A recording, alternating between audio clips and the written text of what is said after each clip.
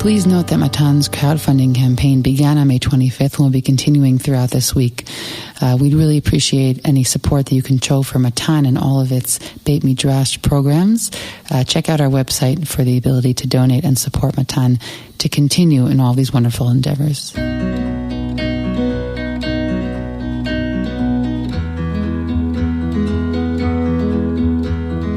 Hi everyone, I'm Dr. Yosefa Fogel-Rubel, and this is One-on-One Women Talk Torah, a series brought to you by Matan Women's Institute for Torah Study. Welcome back to Matan's One-on-One podcast. If you would like to sponsor a podcast episode in honor or memory of a loved one, please contact the Matan office via telephone or email us at podcast@matan.org.il.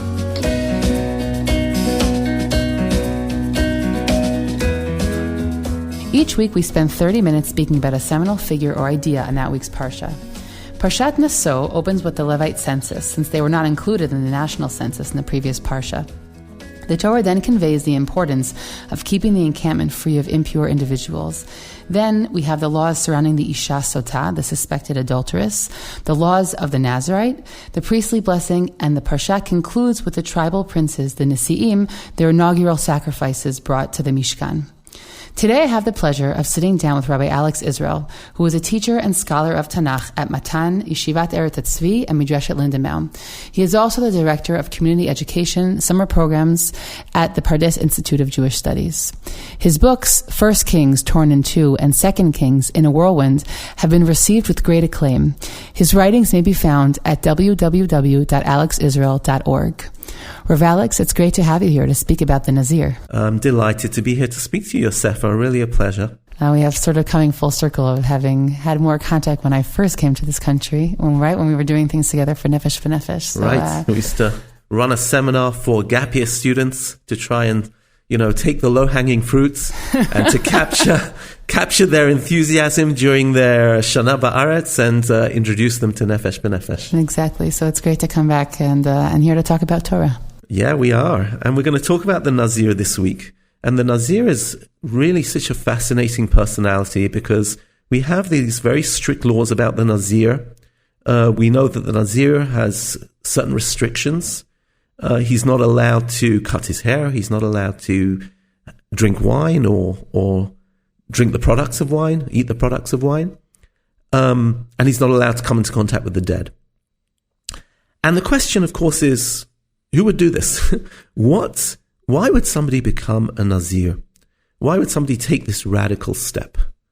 And many people have spoken about the idea that the Nazir, in some way, is called by our Parsha, Kadosh, that you become almost like, who else has the idea that they can't come into contact with the dead and they can't drink wine?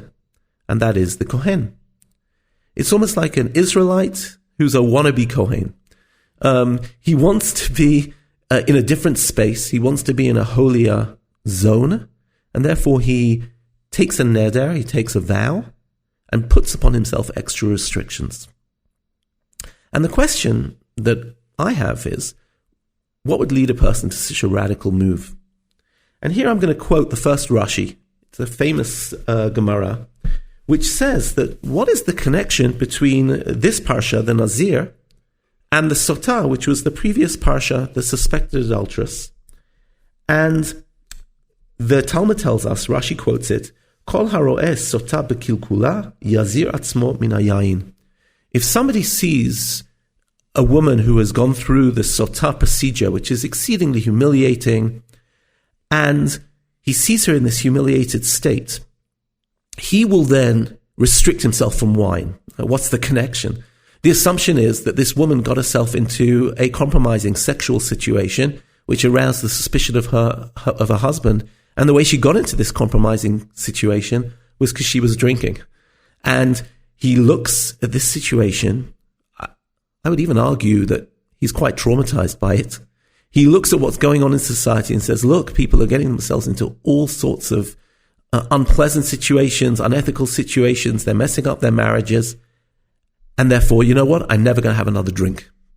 And he finds the religion even gives him a framework in order to do this, which is fascinating.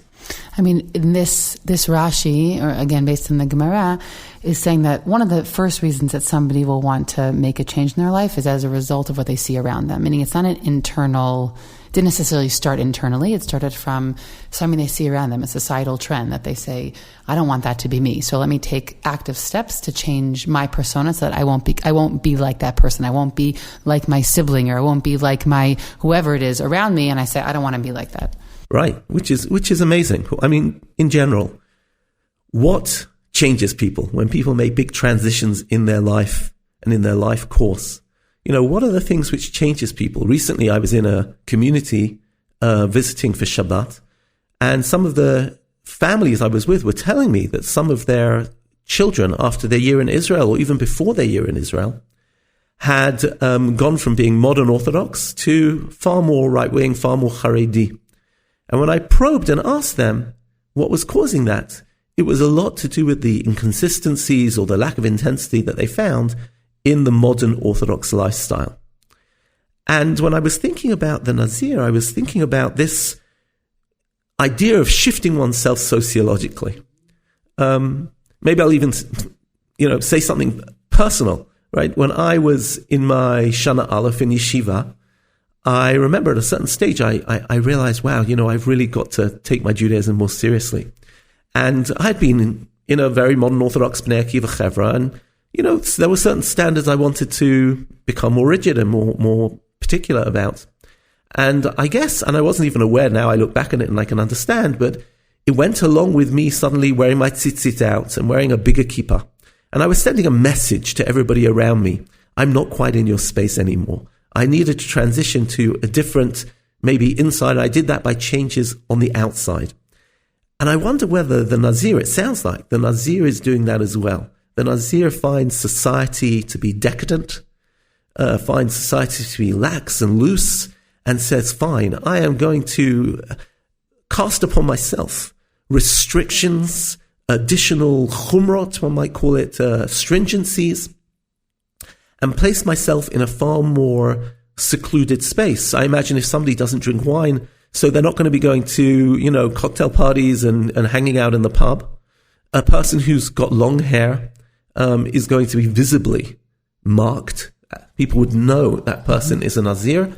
If you can't come into contact with ritual impurity, tumah, then you've got to be very careful where you eat, who you touch. You're actually going to literally be walking along the road keeping away from people.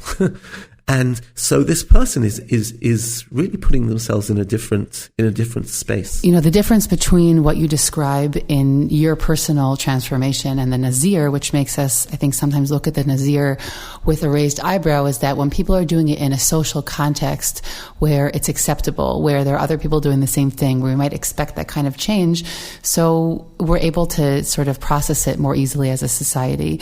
The Nazir, it's sort of very blatant that it's a personal movement, and it's a movement that not only is personal, there's something antisocial about it. Now, we might say that people in yeshiva who are, becoming from, or there's something sometimes a little bit antisocial about it also, but there's something about the fact that the Nazir is doing it alone that I think is part of what leads to the broader discussion of, is this something desirable or not? I think you're 100% correct. Look, there is that mechanism within our tradition. Maybe the Nazir represents this. The Rambam, I think in Hilchot Deot, talks about the idea that if your society is corrupt or problematic, you should shift your country. Moreover, if the whole society, in every way is problematic, go live in the wilderness, right? That's what the Essenes did when they left Jerusalem and went out to the Dead Sea. Look, a lot of people are moving in lots of different directions. I've recently been watching a couple of shows on Israeli TV. Odni Pagesh is one of them, where you see Haredi young people who decide, for whatever reason, to leave the Haredi world and move in a more secular direction. And you see how much support they need and how they're also stepping out alone. And it's fascinating that even though the Torah just talks about a Nazir, you take a neder, you take a vow, and it seems that's your status. The rabbis insisted that stam nazirut 30 yom, that actually this is not a healthy state to be forever. that the standard Nazirut is a 30-day option to sort of maybe remedial. We would call detox. A detox, right? It's a spiritual detox. It's not. 100%. You can't be that hungry for so long. You have to limit it in a certain amount of time. Yeah, and it's something which is, just temporary. It's maybe to help you transition. It's to help you find a new way. But then go and join the community. We all need circles which support us and where we belong. When you're talking about the idea of positive or negative, I think we get into a fascinating discussion here, because there is a discussion in Masechet Ta'anit about the degree to which one should fast. Masechet Ta'anit, fasting, and frequently within societies, religious societies, devout societies, we find groups who have always tried to withdraw from the world or withdraw from worldly matters. Right? It could be material things. It could be all sorts of pleasures. It could be sex. It could be all sorts of different things which a person sees as a source of leading somebody astray, because we all have very strong impulses towards worldliness. And here there's a fascinating discussion between two Tanaim, where one says that the Nazir is a model of sanctity. That you see that the Nazir is called Kadosh, he's called holy, and therefore anybody who denies themselves something, they are more sacred than the next. Denial is good. The world is dangerous. And we have to, anybody who has, not everybody does, but anybody who has the fortitude and the inner strength to keep away from those temptations, that's an incredibly positive thing. Along comes the other Tana and turns around and says, no, what are you talking about? The Nazir, when he's finished, brings a sin offering. The Nazir this isn't something to be praised or lauded. This is in fact something this isn't normative, and this isn't even normal. A person might have to take extreme medicine, but let's call it medicine. In fact, the famous argument that Reb Chaim used to say about the Musar movement. He used to say, if somebody's sick, they need medicine. So if somebody's problematic, they need Musar. We're not sick, so we don't need Musar. One could argue it's a little arrogant, but I could certainly say we all need something to help us to become better people. However, having said that, the Nazir would then be seen as very, very extreme medicine, which one would not be seen to need. And therefore, along comes Maimonides, takes this view.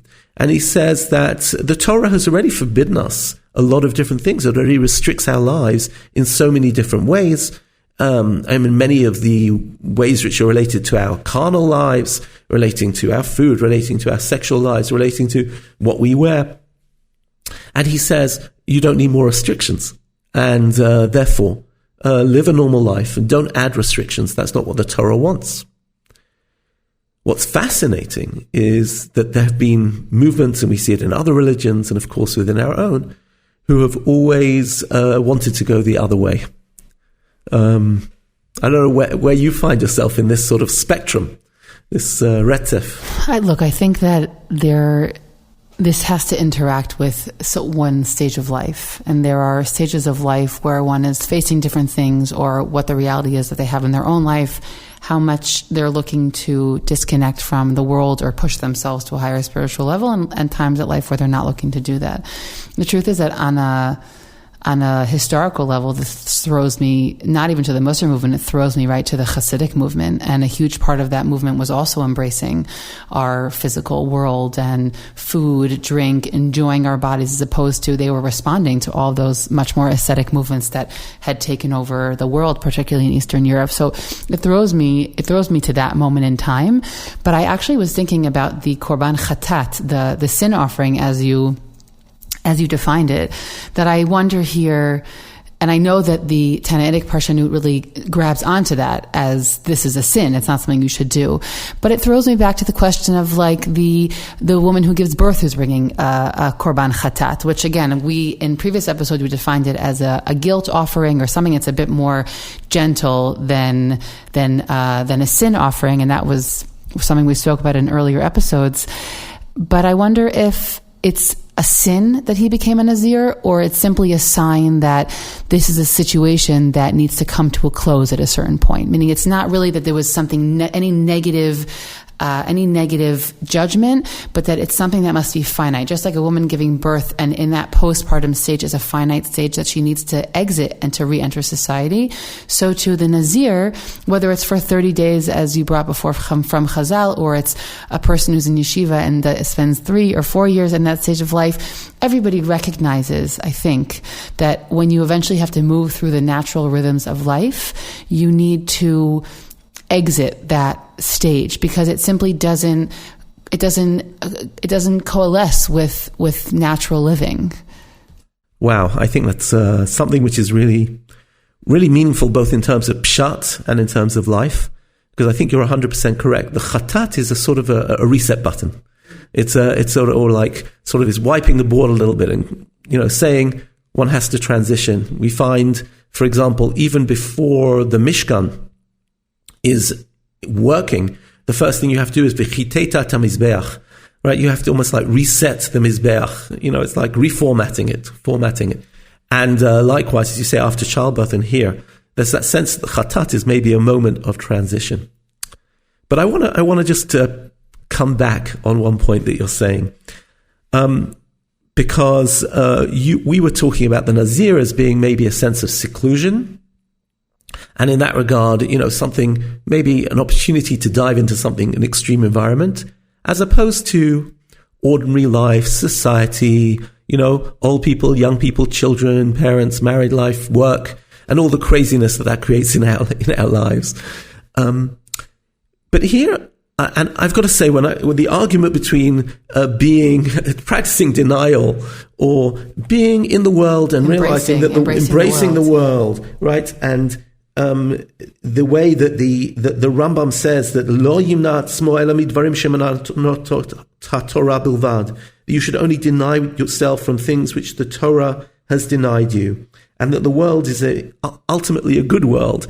And the famous Gemara which says that if you deny yourself any pleasure, right, God will take you to task. God's given you a beautiful world.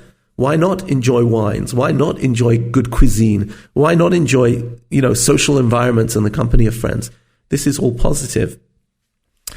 So there's one source which has really always led me to think about this whole approach, because I tend towards the more normal approach.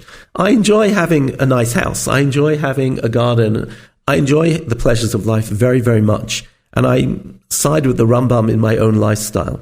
By the way, if I can just add in my personal piece, which is that in reality I side with the Rambam, but my internal space tends to be more extreme. So I do a really great job of covering it up for the most part. But I do understand that internal impulse to cut off on a religious level. And a lot of it is temperament. These are things that are far beyond our cerebral control. I mentioned Musar before, and one of the most classic Musar books, even though it didn't come from the Musar movement, is Mesilat Yesharim, the famous book of the Ramchal, which is a sort of a ladder to lead somebody to Kedusha, to holiness and piety. And halfway through the book, where he's talking about Midat HaPrishut, keeping away from life, he talks about, and again, some people will see this as exceedingly negative, but he talks about the idea that Kol Inyanei HaOlam Einam Ela Sakanot Atzumot. Every aspect of the world contain great dangers. And he actually goes through a whole list of things. Like he says, if you get used to a really high standard of living, so you're going to, first of all, you're watching your neighbors. Oh, they wanted a nice vacation this summer. Oh, I'd like to go abroad. You're looking at the car they're driving. You look at the job they have, and it makes you feel unsatisfied and jealous. And then you're going to have to start working up a storm. And as a result of that, you've got far less time to devote to your family and to spiritual matters and to learning Torah. Never mind all the vanity and the sexuality which is created by flashy clothing and what have you. And he talks about getting into this sort of rat race where we convince ourselves that being part of society, we need much more. And this, even though my instinct goes against this, there's something very true about it, right? And in some of our communities where sometimes, weddings have become very, very, extravagant, and families who are normal, respectable incomes even go into debt in order to be able to afford the lifestyle. When everybody's going on foreign vacations, I feel bad not giving my children that opportunity, even though I can't necessarily afford it. And really, sometimes I do ask myself, why am I working so hard? Why am I so crazy? Why don't I have the time just to sit and, chat with my kids at home? Did I need to take on that extra, responsibility at work or that extra job? There's something here which a sort of critique of the materialistic culture. And this actually, the discussion it's here in chapter 13 of Mesilat Yesharim, the discussion of the Ramchal exactly focuses around this. He says, the Nazir is Kadosh. He withdrew a little bit, and he finds space in his life to develop an atmosphere of sanctity. And in this regard, I don't think he's talking about sanctity as something which means sitting alone. It means a sanctity which isn't drawn away from focus by all the myriad distractions of the world, that we convince ourselves that we need, a whole wardrobe of clothes and we need to change it for next summer. That we dafka need that new model of car, even though our car is only 2 or 3 years old, etc., etc. I don't need to give examples. And what actually the phrase hakina v'hata'ava v'hakavod motziim et ha'adam min ha'olam, it's these drives. It's not the Nazir who's out of the world. Everybody else is out of their world. They're disconnected from their inner self. They're disconnected from their spiritual roots. They're even maybe got a sort of dislocation from their inner world because they're too busy chasing.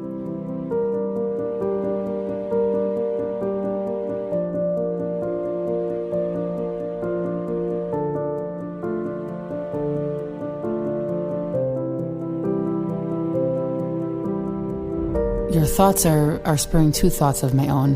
One is that when I encounter a world that is material focused and not spiritual focused, the thing that I experience most is that it's not only that the obsession, and this is similar to what you said, it's the isuk, the constant obsession or dealing with the material needs leaves no space. It leaves no space internally to focus on the things that are deeper. Because when we focus on our spiritual connections, when we focus on our personality, we focus on our deeper inner health, there are things that require a certain openness. And what those material things do is that they take up a lot of space without giving us a lot of returns.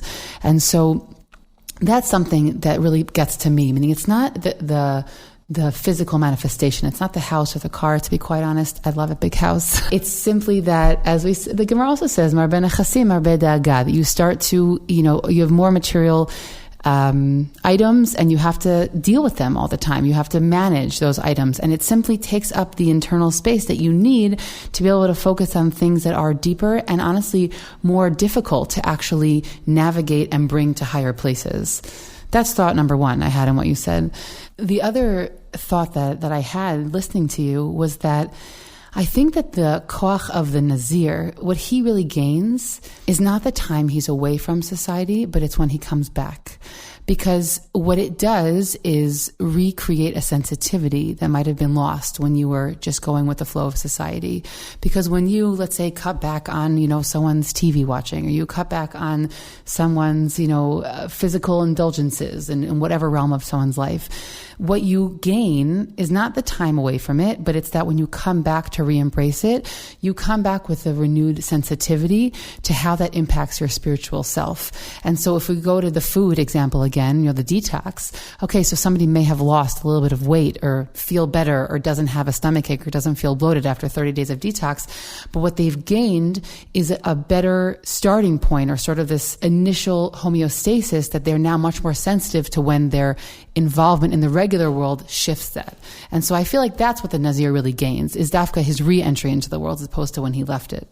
That's lovely. I always find I travel quite a lot to teach, and every community I go to, I always find something, coming from the outside as a visitor, I always like, wow, look at this shul, or I'll see something in the community, and I always learn things and come back I even write them down. I have a tradition on the flight on the way home. I always write certain tovanot and insights and lessons that I've learned on my trip. And I find that I come home, sometimes I even open the door and the house looks different. And it's just fascinating. It's fascinating how taking a step out, maybe when you re-enter, you come with a new vision. I think we're coming to a close. So I'm just going to try and maybe reinforce what you're saying by saying this. Bamidbar in general is a book which is full of the people. It's the people's book.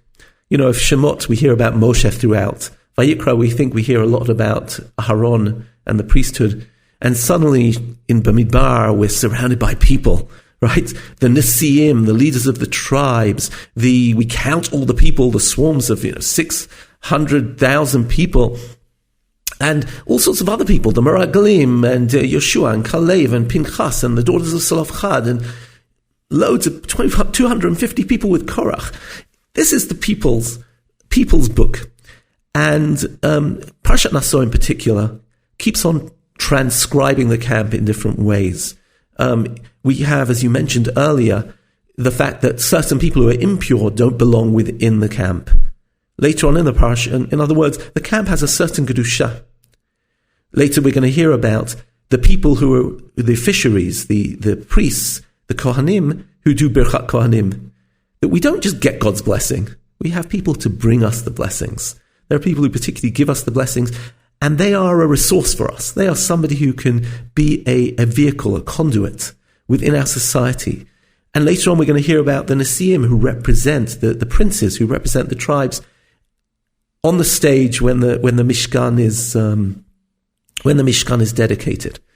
And in this regard, rather than maybe seeing the Nazir, exactly echoing what you said, as being outside society, when we came back from our isolation after COVID, and we came back to shul, I was suddenly struck going back to the community by how many interesting characters we had in our shul. And some of them, the guy who prays a little bit too loudly, the person who shushes from the back, the person who always wants tefillah to go faster, and the other one who has a very long Shmona Esrei. And all the characters. Shuls have a lot of characters. I wonder if the Nazir is also a character. He's somebody in your neighborhood. He's somebody who's there and actually is constantly, I sort of like measuring myself up against him. Interesting to have different people. This one's a little more withdrawn.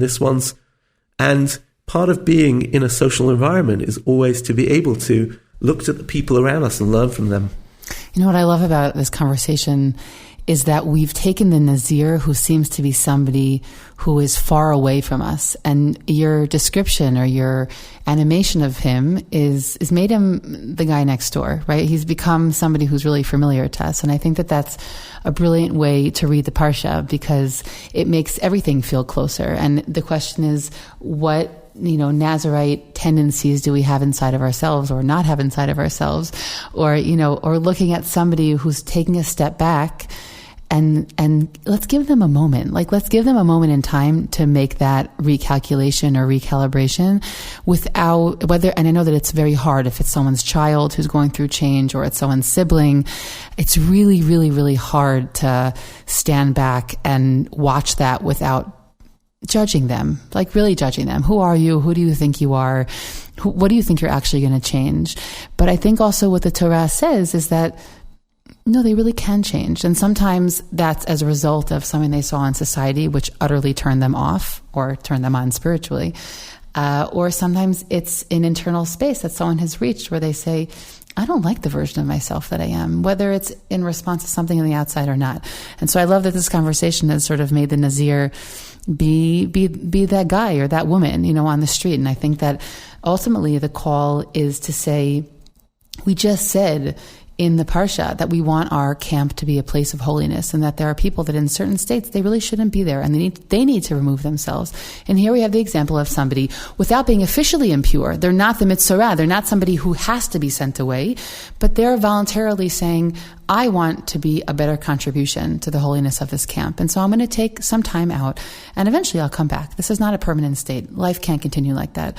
But I love that reading. So thank you. Thank you so much. Thank you so much as well. It's wonderful to sit here and learn Torah with you. And as you just spoke and you said the man or woman next door, I think especially as this is a Matan podcast, it's very important because we're spoken about a Nazir and not a Nazira. In modern Hebrew, a Nazira is a nun. Yeah. But it is important to say, Va'amart Elohim ish o isha ki yafli neder. Yes. This isn't a male thing. This is male, female, is independent of gender. And I think that's an important point to end on.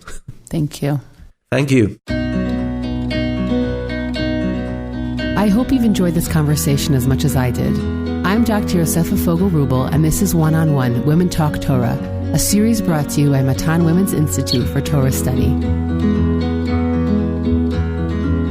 Please do One-on-One and Women's Torah Learning a small favor by sharing this podcast with family and friends so that we can reach new listeners. You can stream and download these episodes on Spotify, iTunes, Google Podcasts, SoundCloud, and Matan's website. Don't forget to leave us a 5-star review in the comments. Please send us any feedback at podcast@matan.org.il. That's podcast@matan.org.il. Thanks for listening, everyone.